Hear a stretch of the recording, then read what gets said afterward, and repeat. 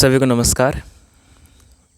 जिन लोगों को ये लगता है कि सब ख़त्म हो गया, आज उनके लिए मैं अपनी बात को पेश करना चाहता हूँ। तो ऐसा नहीं है कि सब कुछ ख़त्म हो गया, क्योंकि अगर सब कुछ ख़त्म ही हो जाता तो आप ये स्टेटमेंट, ये वक्तव्य भी नहीं दे सकते थे। आप ये वक्तव्य दे पा रहे हैं, इसका मतलब है कि सब कुछ अभी ख़त्म नहीं हुआ है। और अगर ख़त्म हो जाएगा तो जब ऊपर से टिकट कटती है तो फिर वो रिस्पॉन्स मैसेज ओटीपी नहीं भेजते, वो सीधा लेकर जाते हैं, है ना।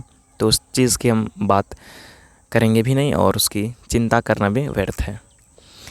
हमारा मुख्य उद्देश्य ये नहीं है कि भविष्य में क्या होगा, हमारा मुख्य उद्देश्य ये है कि जो मेरे हाथ में अभी रखा पड़ा है उसका मैं क्या करूं। और यही चीज़ है जो हम लोगों को अधिकतर परेशान नहीं करती है, क्योंकि अगर इस चीज़ पर हम केंद्रित अपने आप को कर लेते हैं तो हम अपने कार्य को और आसानी पूर्वक कर सकते हैं और चीज़ें समझ सकते हैं। हमें हर एक चीज़ अपने स्पष्ट रूप में दिखाई दे सकती है, पढ़ सकती है, बशर्ते कि आप उनसे अपने सामने देखें, समक्ष देखें, ना कि भविष्य की सोचें। भविष्य के बारे में विचार करने के लिए मैं अलग से वीडियो बनाऊंगा, पर अभी अपने प्रेजेंट को देखें। आप अभी कर क्या रहे हैं जो आपको ये ख्याल आ गई कि सब कुछ ख़त्म हो गया।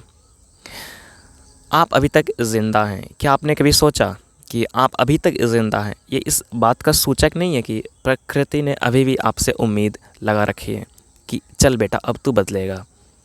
हो गई सारी गलतियाँ, हो गई ना, ओके, बात ख़त्म हो गई। पर ज़िंदगी तो जीनी है ना। तुम्हें बार बार मौका क्यों मिल रहा है? तुम्हारा क्या अपना है कुछ यहाँ?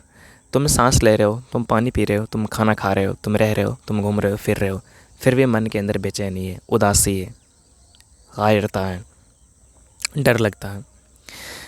पर तुम ये भी तो देखो साथ ही साथ कि प्रकृति ने तो जितनी हो सकती व्यवस्थाएं वो सब करके दे रखी हैं।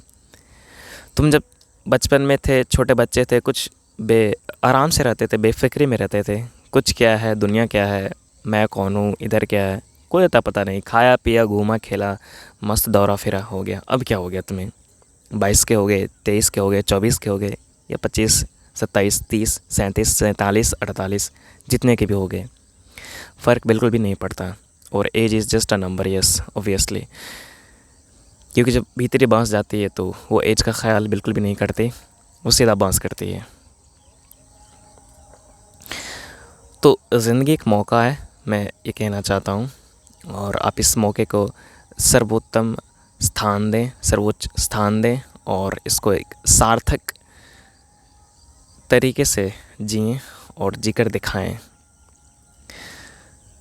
अगर आपने इस मौके को भी गंवा दिया तो ये सिर्फ़ आपकी भूल होगी और किसी की नहीं होगी। ये सिर्फ़ आपकी ज़िम्मेदारी है कि आप इस जीवन को सार्थक बनाएं। हाँ, दुनिया परेशान करेगी, करेगी, बिल्कुल करेगी, उसका तो काम ही है करने का, पर तुम्हें तो अपनी साथ ज़िंदगी जीनी है ना। तो तुम इतना परेशान क्यों हो गए? कह तो रहा हूँ कि सब कुछ प्रकृति ने व्यवस्था करके रखी है। ज़रा इस पर आप विचार करें अच्छे से कि सब कुछ तो तुम्हारे पास है ना। शरीर है।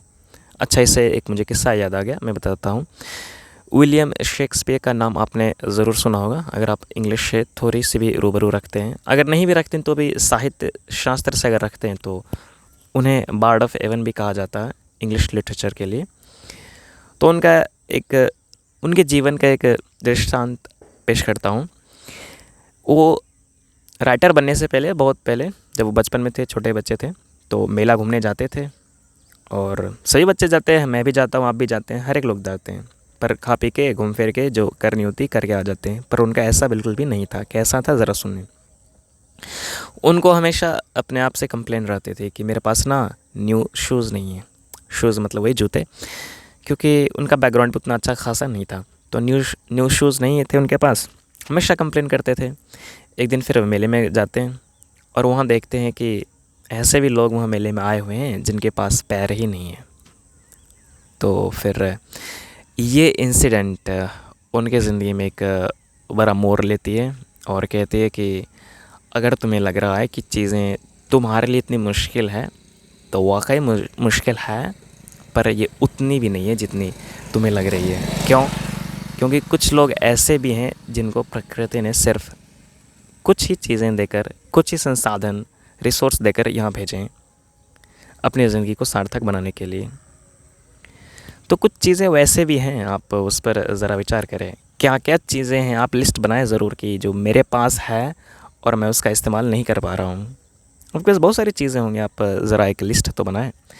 आपके पास नोटबुक्स होंगे, पेन्स होंगे, शर्ट्स होंगे, ट्राउज़र्स होंगे, बहुत सारे क्लोथ्स होंगे अलग अलग सीज़न के अनुरूप, बहुत सारी चीज़ें होंगी, बहुत सारे कॉन्टैक्ट्स होंगे, बहुत सारे रेफरेंसेस होंगे। पर क्या आप उसका सही इस्तेमाल कर पा रहे हैं?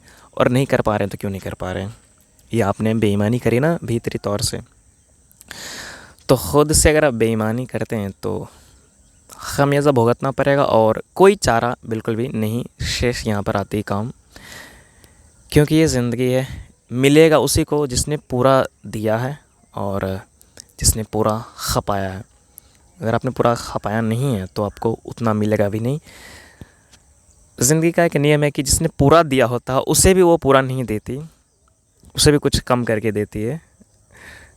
तो उनका कहना ही क्या जिन्होंने पूरा दिया ही नहीं। तो जिन्होंने पूरा नहीं दिया तो फिर उन्हें तो समझ ही रहे हैं क्या कहना है, कुछ मिलना ही नहीं है, सिंपल सी बात है।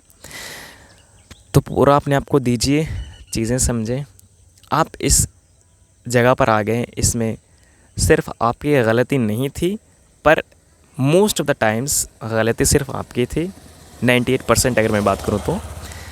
पर जो 2% है या उनसे प्रीवियस चीज़ें हैं, वहाँ पर अलग चीज़ें हो सकती हैं। ये रिस्पॉन्स लेनी मेरी ज़िम्मेवारी बिल्कुल भी नहीं है, क्योंकि हम जिस समाज में रहते हैं, हमारा समाज अभी उतना डेवलप्ड है नहीं कि हर एक को अपलिफ्टमेंट करें। पर फिर बात तो यही होगी ना कि फिर हम भी हाथ पर हाथ धरे बैठे रहें? बिल्कुल भी नहीं। हम तो पर्सनल लेवल पर कर सकते हैं ना चीज़ें।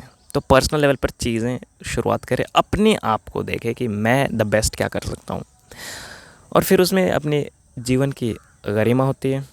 और उपनिषद का स्टेटमेंट भी है कि हर एक काम को करते जाएं, देखते जाएं, नेति नेति। अब एक ही बार में इतना बड़ा हमने कंक्रीट का स्लैब बना के रखा हुआ, तोड़ पाना संभव है पर काफ़ी मुश्किलातें आपको झेलनी पड़ेंगी और हो सकता है उसमें आपकी जान भी निकल जाए। तो इसका कोई भरोसा है नहीं। तो धीरे धीरे, नेति नेति, परत व परत, दर व दर आगे बढ़ते हैं और चीज़ों को समझिए। आपने अपनी ज़िंदगी से हाथ नहीं धोनी है। बहुत लोग आपके इंतज़ार में बैठे हैं, क्या पता किससे मुलाकात हो जाए और ज़िंदगी की एक अलग राह मिल जाए।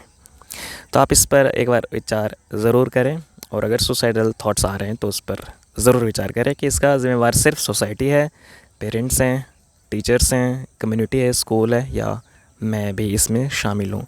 अगर आपने 1% भी इसमें शामिलियत दिखाई तो आपकी ज़िम्मेवारी होगी।